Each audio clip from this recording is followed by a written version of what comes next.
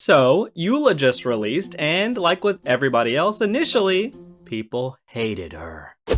Oh, oh no. And people now love her. Well, a lot of people do at least. And part of this is because of the obvious. People weren't able to tell how good she was, and then when she released, people tested her and saw her true potential. But is that what I'm going to be talking about today? No, not really. Personally, I think there's enough people who talk about builds and talents and power scaling, etc. And there's definitely a place for that. I mean, I personally do enjoy min-maxing my characters, but that's not what I want to provide for the community. Because, I mean, I'm not the best at doing that.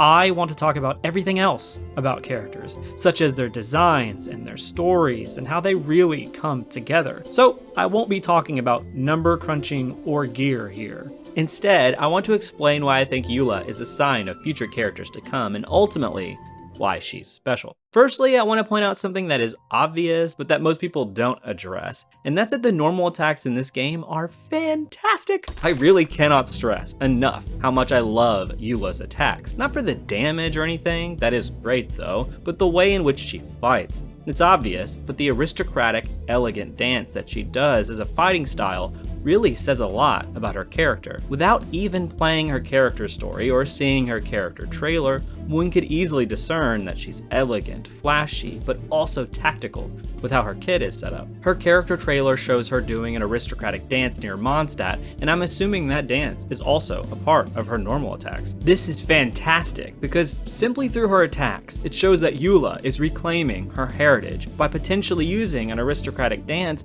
but instead crafting it into her own combat style. It really shows the essence of her character, which is a deconstruction of the past to create a better future. Now, talking about her character story, it's also excellent. The idea of a character who wishes to leave behind a cruel legacy of hatred and control and choose freedom, so she decides to pursue her own path, is really fantastic. There's also great touches here too, such as Eula specifically using phrases like, "My vengeance would be swifter still. Mark my words, vengeance will be mine!" And not heeding my instructions, a cause for vengeance, perhaps. in order to play up her persona. That people already have preconceived notions of her, and that rather than trying to constantly convince people otherwise, she would rather own her legacy and show her true colors with her actions. Even her uncle, Schubert, shows the constraints of legacy. However, unlike attempting to change the family name by pursuing his own path like Eula has, Schubert has chosen to cling to the past. Even though he lives in squalor and is essentially the opposite of a nobleman, he still plays up the act as if he is, that he's better than others simply due to his heritage, and that he's owed much greater things because of it. But instead, by clinging to the past, all he has is a lone chair. So really, Eula'S character story is what I want to see from Genshin Impact moving forward. Her character is clearly characterized, eccentric, but also deep. Her character story actually focuses on her, even when the focus is on other characters. I'm going to be making a character tier list that focuses on characters who have character stories released, so watch out for that. Subscribe. But, spoiler alert, I think Eula may be one of, if not, my favorite character in Genshin Impact now. And I want to pull on her, but I'm also poor. This is why I think Genshin needs to give out more free gems.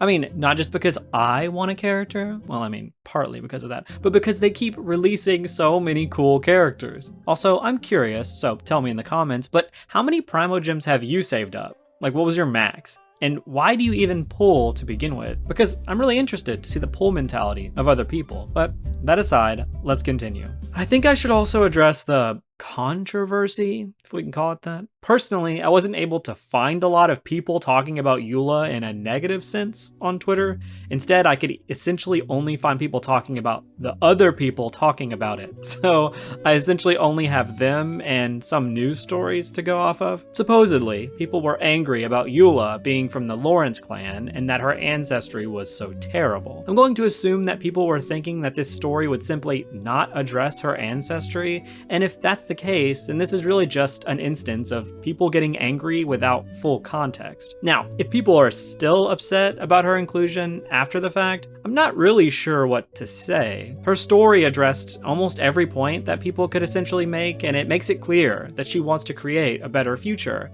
and disagrees with the past actions of her ancestors. I mean, she's even able to accept all the townspeople being angry at her for essentially no reason. So yeah, I'm not really sure what else could be done here other than that, to be honest. You could say that they just shouldn't have included her at all, but the story is essentially used to say that the actions of her ancestors were wrong. So the message is a good one. Regardless, I think this whole controversy was just blown out of proportion. The only downside to her character, to me, is her design. Well, I don't hate it or anything, and I definitely don't think it's bad. I do think it's continuing an annoying trend. At least it's annoying to me. I really do not enjoy how most characters' color schemes have to match up with their visions. Like, do the visions change their clothes? Or do they actively change clothes to match their element? We know it can't be the former, since we have characters who don't match their element, which is nice, but a large majority of them do. Can we please buck this trend? I thought it was fine with the starting characters. That works to further cement what element each character is for people who are just starting the game. Again, that's fine. I also think it's fine with the Archons, since they're essentially embodiments of their elements, but I think it doesn't really fit Eula. It would have been nice to see a color scheme that does what her attacks and kit do, show refinement and a sense of lineage, but also show a propensity for change and individuality. You could say she's blue and white, like ice, because she's cold and distant, but like, not really, right? For those who really know her, she's a great person. She even uses the word vengeance as an excuse to continually do good acts, which again just shows her reclaiming her heritage. While the other Lawrences seemingly use vengeance in the sense that we think of it, terrible, villainous, and spiteful, Eula instead uses it to return acts of kindness. Again, she's fantastic, but her color scheme doesn't exactly scream this, like I think that it should. And I think it's held back by the trend of matching the element. Again, I don't hate her design, but we're almost a year into this game, and we're still getting color schemes that have to match the element. Let's change this. Overall, I absolutely love Eula. She has a fantastic character story, a great kit, fun gameplay, and most of all, almost everything about her works towards the same end of fleshing out who she is. I think Genshin Impact knocked it out of the park with her, and I'm excited to see where they go next. So thank you for watching. If you want, you can subscribe for more Genshin Impact content. It would be much appreciated.